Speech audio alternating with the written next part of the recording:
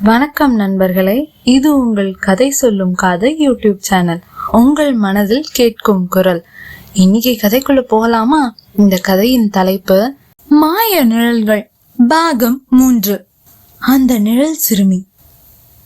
நிழலில் இருந்த சிறுமி மீராவிடம் பேசிவிட்டு இப்பொழுது என்னிடம் இருந்து தப்பிக்க முடியாது என்று மிரட்டியும் விட்டாள். மீரா மறுநாள் எழுந்ததும் ஊர் முழுக்க உள்ள பெரிய வயதானவர்களிடம் என்ன நடந்தது என்று அந்த வீட்டின் ரகசியத்தை கேட்டு தெரிந்து கொள்ள முயற்சிக்கிறாள். ஆனால் அவள் எதிர்பார்த்தது போல் இல்லாமல் யாருமே நடந்தவற்றை நேர்பட சொல்ல மறுத்து விட்டார்கள். ஆனால் ஒரே ஒரு மூதாட்டி மட்டும் மீராவை தனியாக அழைத்து சென்று சத்தமின்றி மெல்லிய குரலில் சொல்கிறாய், அந்த குழந்தை உன் தாத்தாவால காப்பாற்ற முடியாம போன குழந்தைதான். அந்த இரவுல உங்க வீட்டுல தீ பிடிச்சது ஒரு நாள்.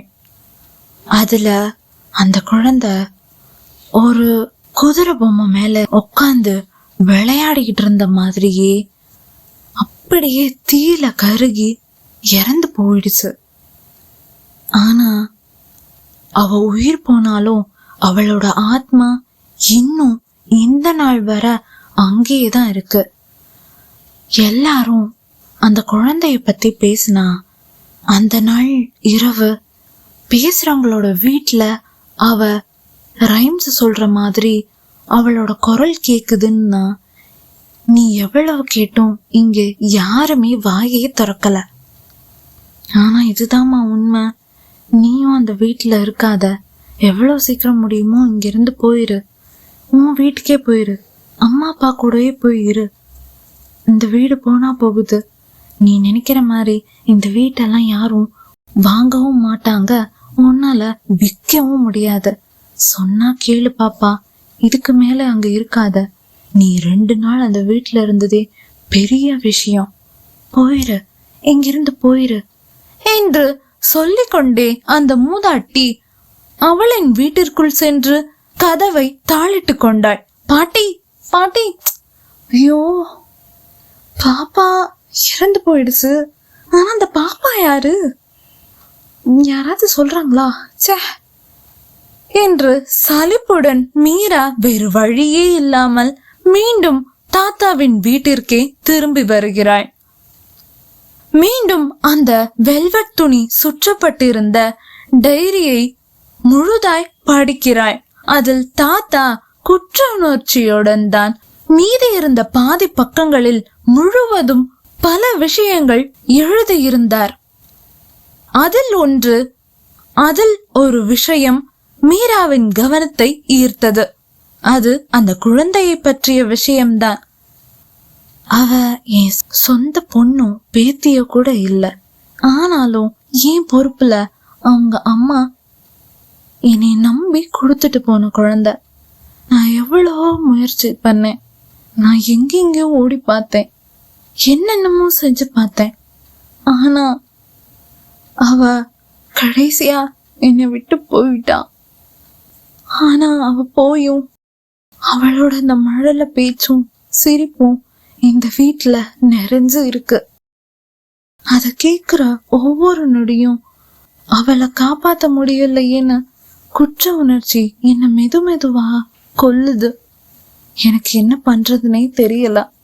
இப்பொழுது மீரா உணர்கிறாள், அந்த சிறுமியின் நிழல் பழிவாங்க வரவில்லை. அது நியாயம் கேட்டுதான் இங்கு இருக்கிறது. மீரா அந்த குழந்தையின் பெயரை, அவள் அடையாளத்தை, அவளின் பெற்றோர்களை கண்டுபிடிக்க முயற்சி செய்கிறாய். அந்த குழந்தையின் புகைப்படத்தை அந்த கிராமத்தில் உள்ள கோவிலில் பிரிண்ட் அவுட் எடுத்து சொருகி வைக்கிறாய். அன்றிரவு மீண்டும் அந்த குழந்தையின் குரலில் ஒரு பாடல் ஒலிக்கிறது. ஆனால் இம்முறை அந்த குரல் மெதுவாக மங்கி போய் ஏதோ தூரத்தில் இருந்து பாடுவது போல் கேட்டது. அந்த குழந்தையின் நிழலும் தோன்றியது. ஆனால் கதவின் பக்கம் ஒரு ஓரமாக நின்று சிரித்துவிட்டு கையை அசைத்து மெல்ல ஒளியாய் மாறி கரைகிறது. அந்த வீடு முழுவதும் மயான அமைதியால் நிறைந்தது. அன்று மாலை மீராவை சந்தித்து அந்த குழந்தையின் பாட்டி ஒருவர் வந்திருந்தார். அவர் மூலமாக தான் மீரா அந்த குழந்தையின் பெயர் ஸ்னேகா என்றும், ஸ்னேகாவின் தாய் அவளை பார்த்து கொள்ள முடியாத வறுமையினால் மீராவின் தாத்தாவிடம் பொறுப்பை ஒப்படைத்துவிட்டு வேலைக்கு வெளிநாடு சென்றதாகவும் கூறினார்கள். அதன் விளைவுதான் இது என்று மீரா உணர்ந்திருந்தாள். அமைதியோடு நெகிழ்ச்சியோடு அந்த குழந்தையின் நிழல் மறைந்தது. ஆனால் அந்த குரல் என் மனதில் மட்டும் வாழ்ந்து கொண்டே இருக்கும் என்று மீரா மனதில் நினைத்து கொள்கிறாள். அதோடு சேர்ந்து அவளும் அந்த வீட்டிலேயே வாழலாம் என்று முடிவும் செய்கிறாள். சில கதைகள் அமைதியோடு முடிந்தால்தான் உண்மை விடுதலை ஆகும். நன்றி.